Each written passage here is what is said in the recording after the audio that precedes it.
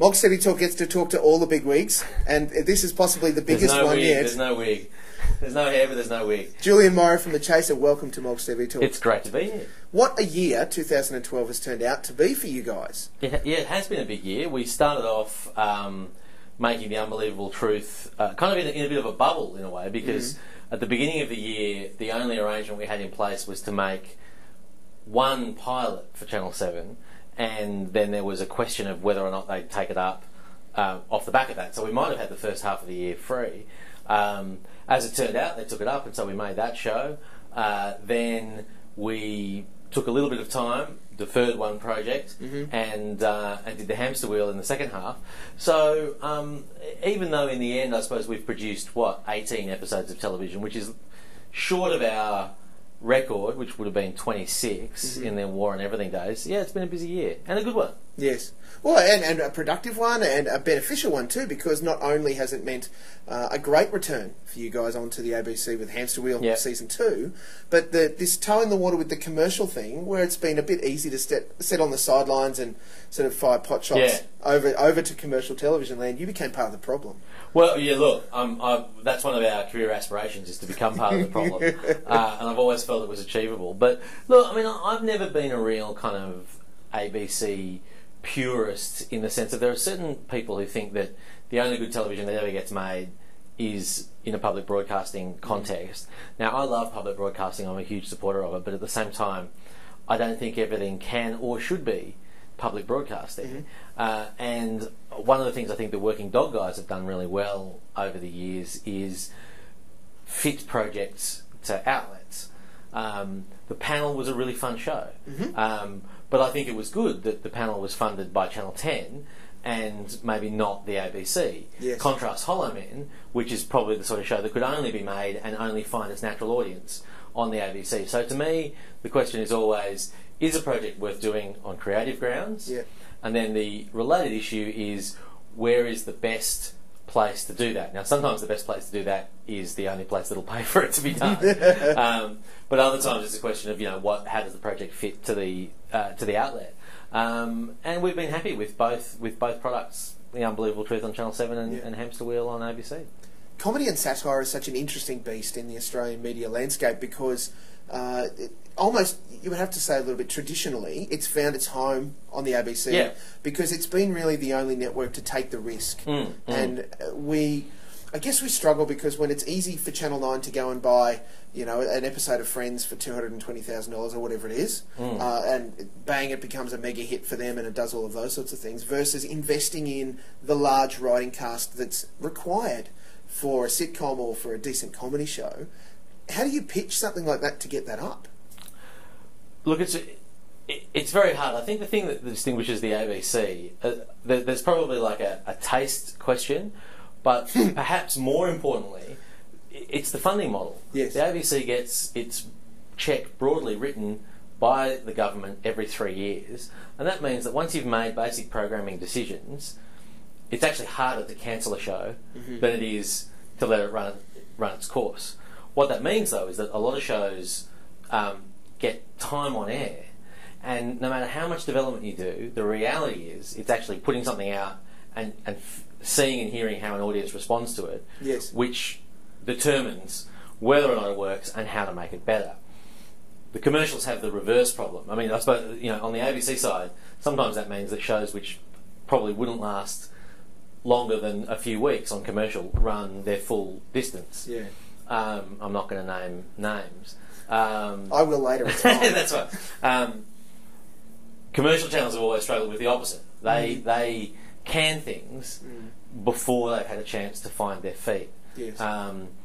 And a lot of shows just don't work. And sometimes an early canning is more kind of euthanasia than murder. But other times there are shows that just take a while to find their rhythm. And we've certainly found that with shows that you think you're nailing it early on, but it actually takes 10 episodes or a second series to really find its feet. I would say that Hamster Wheel in its second year found its feet better because it had done one iteration because it had a bit of a chance for us to step back and have a look at it. Yes. And then we ran up to it again. So, you know, on the commercial side of things, Channel 7 was, I think, willing to take a risk, probably because they, you know, liked what we'd done in the past. We were very clear that what we were offering them was something different from what we'd done in the past. But we're really happy that they've let it run 10 eps, see how it goes, and we were really happy with the show. Good. And I've really enjoyed it. I've found it to be a very engaging, you know, kind of, it's a comedic panel thing. Very well in your judgment, Steve. That's absolutely right. And I thought it was, you know, good because I remember reading an interview, I think it was one that you gave, talking about how, you know, the idea came about, or, you know, to develop this show. Was it a chance meeting with Andrew with Graham? Yeah, Andrew's a huge Goodies fan. His two passions are Doctor Who and the Goodies. And in that, he shows great taste. Indeed, yeah. And obviously, I mean, it shows that he was obviously not getting much sunlight during his adolescence and watching the ABC's evening programming. But, you know, I was the same. We all grew up on the Goodies. And so when it was the World's Funniest Island, which was a comedy festival curated by John Pinder out on Cockatoo Island in Sydney. And I'm not quite sure what the original connection with the Goodies was, but he had the Goodies coming out. We were in or near production, and so it was a question of whether or not we'd be able to make the time to get out there. But I said to John, look, if you've got the Goodies coming out, I'll tell you now, Andrew Hansen will be there if you can, you know, let him MC or meet. Just, you know, if you can just have a restraining order that isn't enforced for a couple of seconds, he'll be there. Yeah. And it was through that, and I think they did a few shows that Andrew MC'd, that they got chatting. And Andrew is the least entrepreneurial person on the planet, but he accidentally managed to tee up our kind of move to Channel 7 by saying to Graham, oh, you know, Unbelievable Truth is a fantastic radio show. Yes. I think they didn't see that it could go to television in the UK because there was already Would I Lie to You, which David Mitchell, the host of The Unbelievable Truth on radio, was doing on television. So there were a few kind of impediments there, but they thought it had TV potential, and they thought, well, you know, standard British thing, try it out in the colonies. Yeah. We're good for that. Exactly, yeah. And we were, you know, bang up for that. And, yeah, so Andrew then put me in contact with Graham and his business partner, John, and the ABC passed on it. Channel 7 showed some interest. We then went through a couple of pilots with 7. And actually the creative feedback from 7 was really good in those early pilots. And in the end, we loved making it as a show. I don't know whether we'll get to make any more, but we would really like to because it was a lot of fun. Well, what came across on the screen was there was very clearly a lot of fun being had around the process. The delivery of each of the, I don't know what you soliloquies, talks, presentations. Soliloquies. No, we'll call them soliloquies now. We used to call them talks. Yes, but quite. I love the way it unearthed itself. But I remember just a couple across the series. Kitty Flanagan's presentation, was it on pregnancy? Childhood, wow. Like, yeah, it was great. Spectacular. And the funny thing about that one was when that came in, we read it and we were like, wow, that's funny, that's really excellent. There's no way Channel 7 will let that go through. We sent it through to them and we were kind of bracing ourselves for the response. They're like, fine. So on the creative side of things, we made the show that we wanted to make. Yep. I think The Unbelievable Truth as a format has many, many virtues. One of them goes back to what we were talking about before. It's done 7 or 8 series on radio, and John and Graham just learn a lot of stuff about how to do it best by doing it over and over, even without the pictures. It's settled as a format. Secondly, when you go into a half hour of television, you've got your talk ready to go.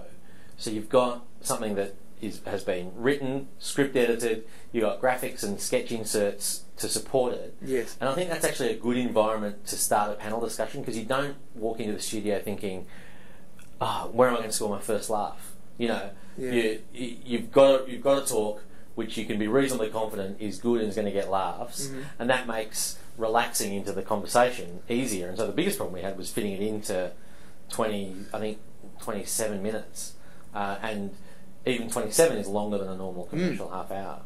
and that's why it's running a bit later in the night, because they thought, oh, this needs to breathe a bit. Well, it's done that, and I thought it was interesting to see some of the response from the various media outlets. Some people decrying it as a failure, yet it won its time slot. Yeah. That Look, can I happen. mean, it's hard to know what the crucial gauge of the success of a show is. I mean, I look at it from a very simple perspective. Are we happy with the show we made? Totally, yes, is the answer to that, and we all want to make more of it. Whether we'll get to is another question. I think it's a robust format. I think it's pretty funny. It's a first series. You know, we had another crack at it, and we would do a number of things differently and better.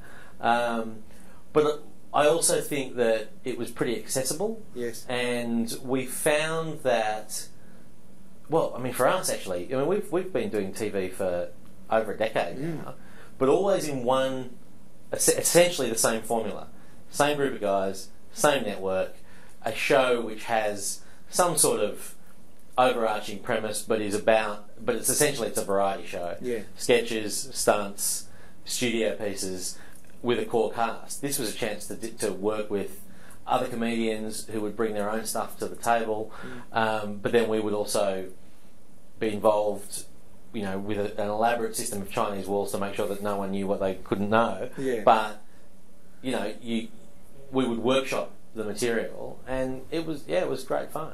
I would love to see a second series. Just personally, I thought enjoyed it, and that's why you're my candidate for CEO of Channel 7, Steve. You know it. Stand aside, Tim Warner. What do you know, punk?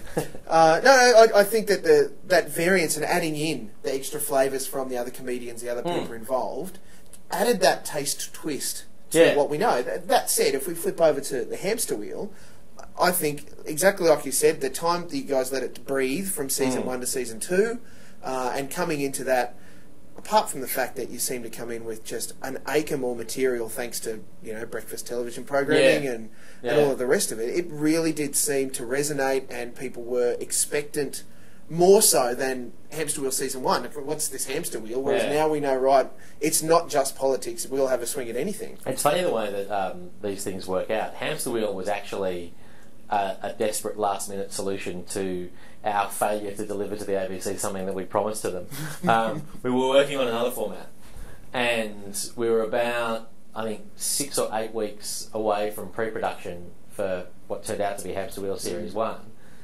And we had to kind of have a tough conversation amongst ourselves going, this show's not there yet, it's not ready. So I went into Brendan Dahl, who's the controller of Channel of ABC 1, and said, you know that show we promised you that would be ready? Yeah, it's not ready. But here's this other shiny new show that's awesome. He says, tell me more about it. I said, I can't, because we haven't thought about it yet, but it's going to be great.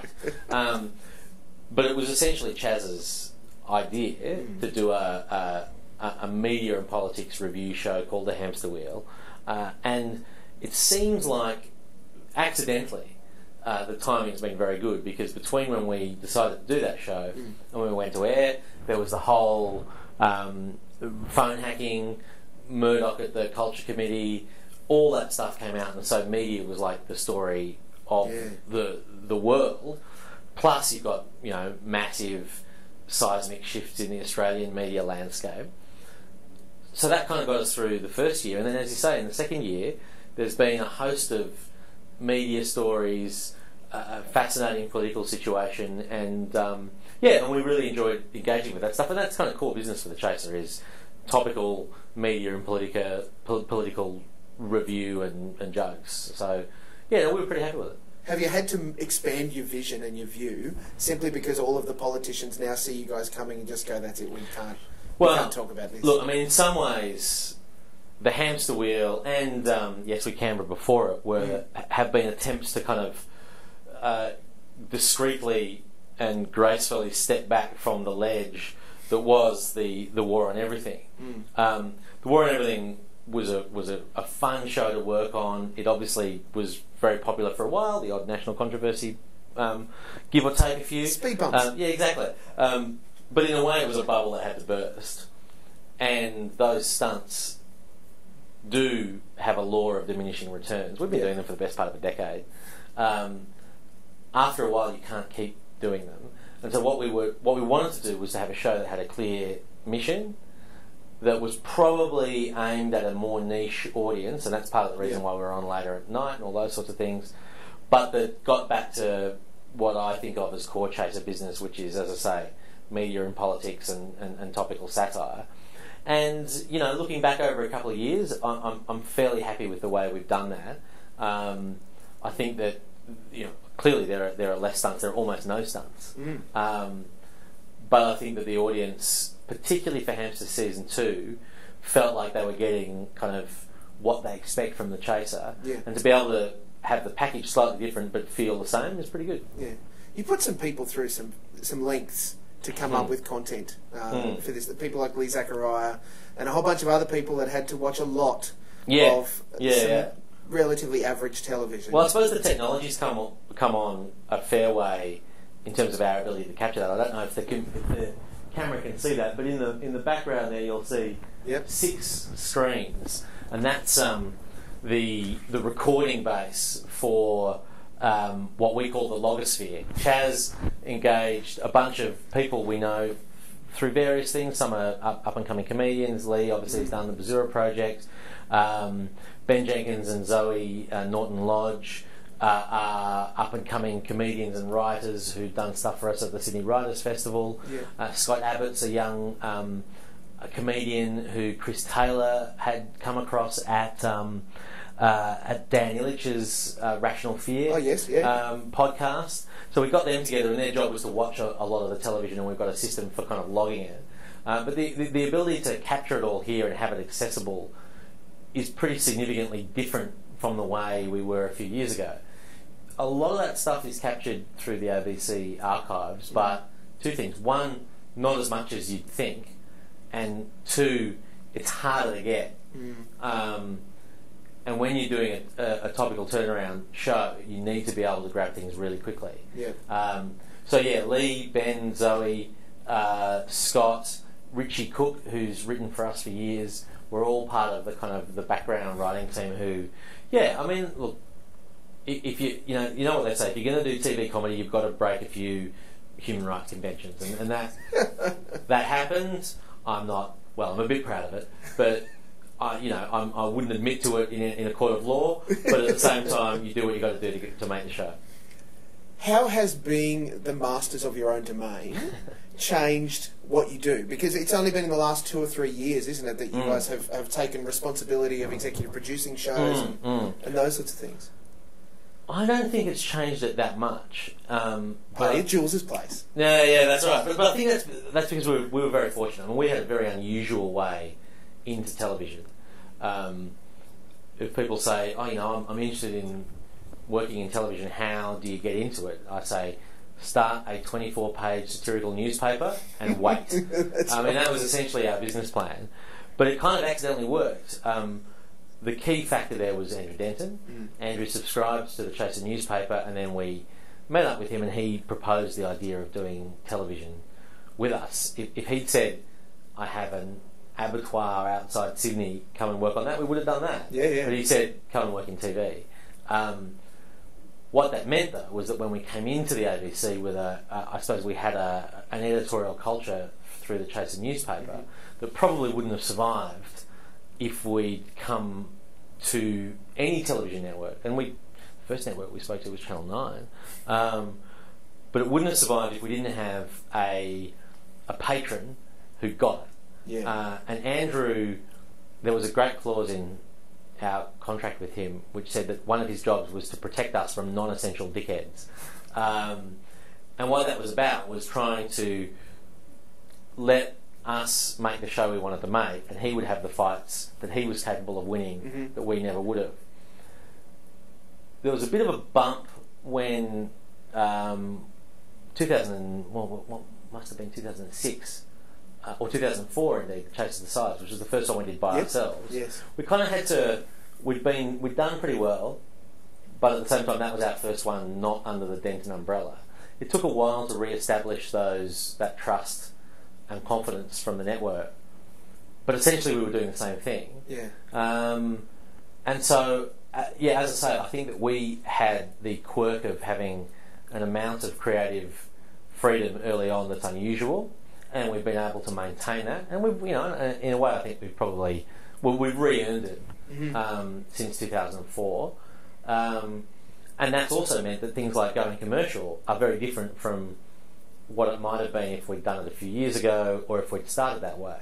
Yes. We had creative control over The Unbelievable Truth written down. You know, I'm an ex-lawyer, so I like to write things down. Yeah. But you always wonder, okay, is this worth the paper it's written on? Because it's all very well to agree that you'll have control, but, you know, things can change. Well, Helen Kapelos had a job. Exactly, yeah, exactly. Contracts are only part of the story. As it happened, though, for whatever reason, Seven totally abided by that, to the point that we were saying, what do you actually think of this? Because we kind of feel like we're heading in the right direction, but we want to know what you think. Yes. So yeah, I think we've been peculiarly lucky in terms of the creative freedoms we've had. Well, as fairy godmothers go, Andrew Denton's not bad. Disappeared at midnight as well, which is great. Yeah, no, he's been great. Our career wouldn't have happened without Andrew, and he taught us a lot. He gave us the benefit of a lot of the protections and freedoms that only he or people like him could win, and then he didn't try to own us. Yeah.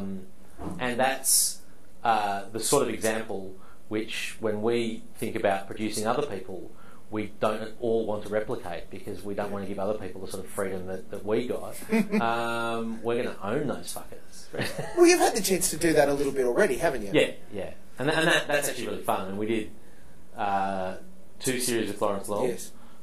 We've got an idea for a third, which we want to pursue.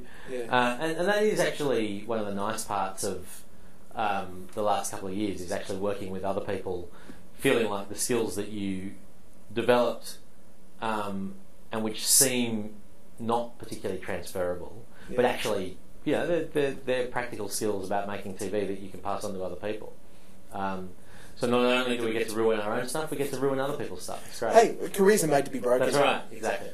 Given that, and that we are cusping into 2013, what are the plans for The Chaser then? It's very much up in the air. There's Nauru's nice this time of year. It is, yeah.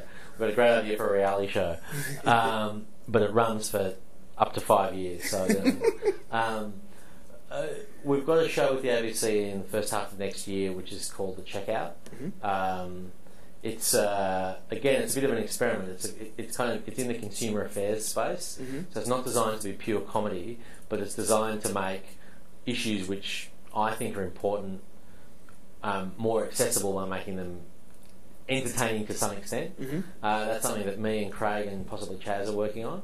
And then we have a vague arrangement with the ABC to produce a show in the second half of the year. Yeah. They seem pretty relaxed about what the show is, and that's probably because of that conversation I mentioned before, because they know that whatever we say to them now, we're going to have a conversation with them in 6 months' time. We go, oh, you know that show? Yeah, we're not going to do that show. We're going to do this show. Here's a better one. Exactly, yeah. But based on what now is a fairly long course of practice, that should come through. So that Chaz is going to continue doing Planet America. Yeah, great. I'm still doing Radio National. Dom will still be doing 702. So we're and we do have plans to develop a bunch of new projects that don't involve us as the primary creatives, but which are more in the kind of Lawrence Long mould of producing other shows. So, TV is very project based. You never quite know what's going to be the one that absorbs your attention for the next X months or years. But there's a few irons in the fire, and so hopefully we won't be drawing on a different part of the government's purse in terms of unemployment benefits anytime soon. Well, 2012 has without question been a busy year for you guys here at The Chaser, and if nothing else, it's proven to be the year that Kamal broke. So that has been something we'll that we've always say that was a lot of fun. Yeah, absolutely. Look, Julian Morrow, thank you so much. It's been an enjoyable year. I love every year seeing stuff pop up from you guys, and enjoy how that extends too. It's not just about the show on television, but wonderful additional content that we can use and have available to us thanks to ABC policy standard saying that you have to do that. Indeed. Well, thanks very much, and good on you as well, because we always like to see that that what we're doing is getting picked up by Molks TV and spreading the word. So, yeah, you see the little bag with the cash in it, that's yours. Yeah, I'm taking it, no worries at all. Boys got to eat. A lot. Thank you, Julian. Cheers, mate. Thank you.